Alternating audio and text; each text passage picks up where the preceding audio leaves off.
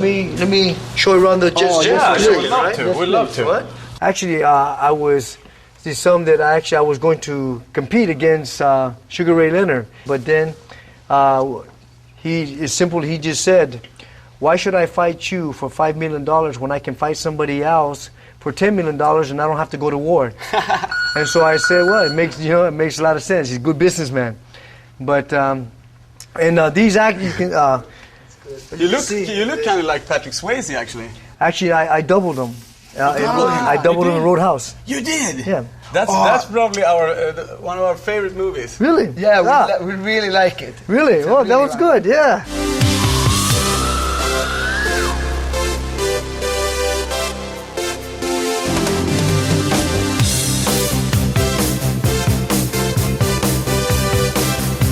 Most of these actors on the wall here that actually come here when they're not doing movies, they're actually coming here training on their off time, okay? I heard a story that I would like to ask you about. Sure. The Jump. Oh, yes. I heard that David Lee Roth wrote Jump thinking of you. That's right. He dedicated to me because he said I gave him the inspiration to write it when I was teaching him and then to teach him how to do jumps, kicks on stage. So yeah, he did a lot of that. Yeah, so so you mean he did actually train with you only to do jumping kicks on stage? Was that his or was it that he started training with you and then he was like? Then he got to he actually had a fight. He actually fought. Yeah, he actually fought amateur. Kickboxing, amateur. Yeah.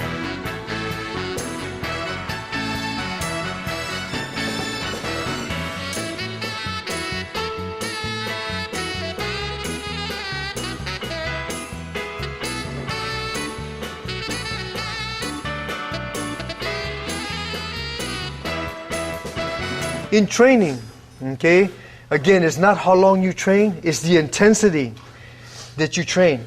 The type of effort in a short amount of time, quick movement in a short amount of time. Or you could do the same thing for 3 hours and take your time.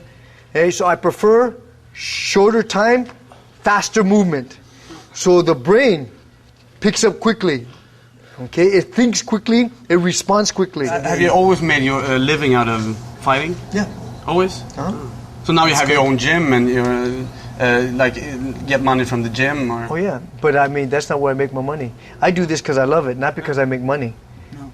I do this for the love of it. I make my money from the movie industry. I make my money from my books and all sales. I make money from everything else I do.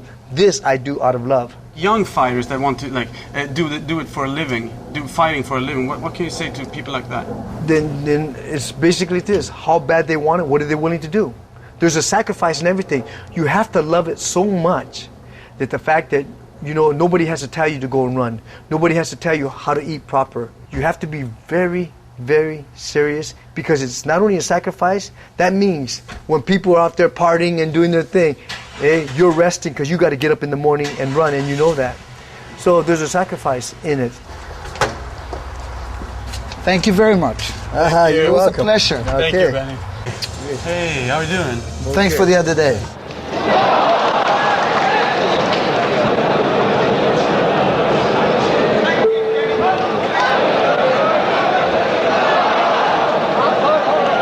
Could you start with telling us about your background? Believe it or not, when I started when kids had fire trucks. At 3 years old, I had boxing gloves. So I was boxing from the age of 3 all the way up at 5. At 5, I was in competition, Pee Wee division at 5. Then I started doing Kempo karate. Back in the 60s, you had to be 18 years old to become shodan and black belt, and that in any martial arts. And at 14, I was hurting a lot of kids. I was making them cry and everything else. In the gym? Yeah. In the gym? Yeah, in the gym. And so because of that, they actually forced me to get my black belt. And so at 14, I broke tradition. So it's more or less been like a martial art life. You've been doing martial arts for the whole of your life. All my life, I've actually been in the art for, this is going on 26 years now. There, tremendous right hand. That doesn't happen often. Look at Benny. He's right business. No. Yeah. Benny says, yep. Crowd loved that. Round 1 action. That's 1 hour leaning off a little bit. He's covering up, moving He must have around. had a fight plan. That has to throw it off. Yes. He's not backing off, though. He's just working. He's You the started your own martial art. How did that work? You went to Japan, or? Oh yes, that's right. Well, you know, in Japan, because I have 9 black belts in 9 different styles. 9 different. Yes, and so when there, I put all the styles, the best of each one, and I took them and I created my own system, which was called at the time Kempo Shotokan.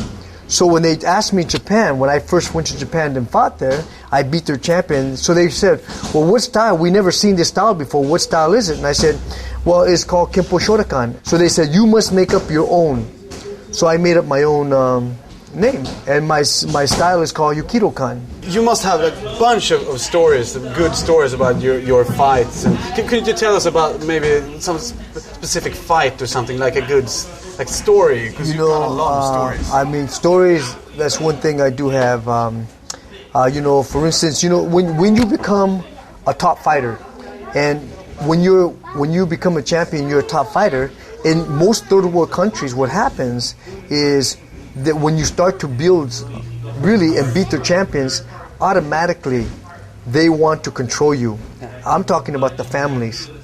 Some people call the Yakuza, some people call, okay, they all want to control. Yeah. They all want to control because they look like me as a racehorse. So what happens is they said, we will pay you $40 American if you would fight this guy, but only we will set it up. I said, if I'm going to fight him, I'll fight him for real. And they said, no, we'll give you this money, but you know, and so they tried to convince me to fight.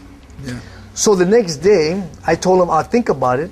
So my manager and we went to the airport giving our middle name. Instead of our first name, our middle name, because they didn't know.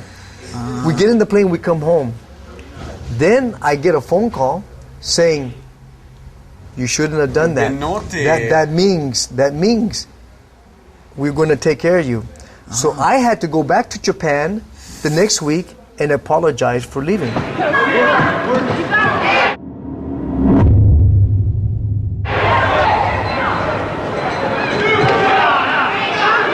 I've been to third world countries where I had actually a death match. I had a death match, you know, and to me, I didn't know what he meant to the death, but they said to the death.